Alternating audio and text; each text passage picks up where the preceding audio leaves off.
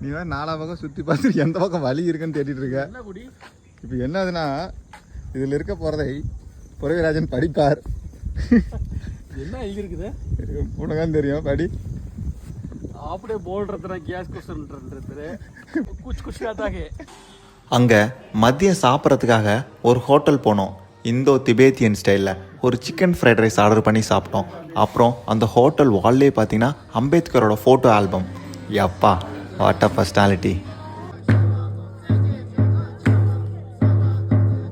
இதில் ரொம்ப அழகான விஷயம் என்னன்னா, நாங்கள் போன அன்னைக்கு தான் ஒரு பூஜை நடந்துட்டு இருந்தது, திபேத்தியன் பூஜை.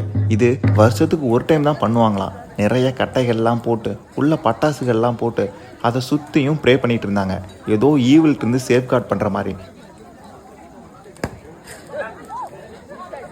நாங்கள் வேடிக்கை பார்க்க தான் போயிருந்தோம். அங்கே இருந்தவங்க நீங்களும் வந்து கலந்துக்கோங்க அப்படின்னு சொன்னாங்க. உடனே நாங்களும் அந்த ஜோதியில் ஐக்கியமாயாச்சு. தமிழ் தெரியாதுப்பா, நீ பார்த்துங்கிற.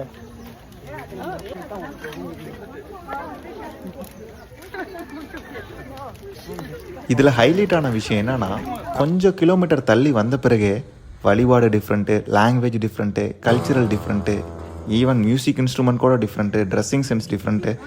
எவ்வளோ அழகாக இருக்குது. மறுபடியும் நெக்ஸ்ட் வீடியோவில் சந்திக்கலாம். பாய்.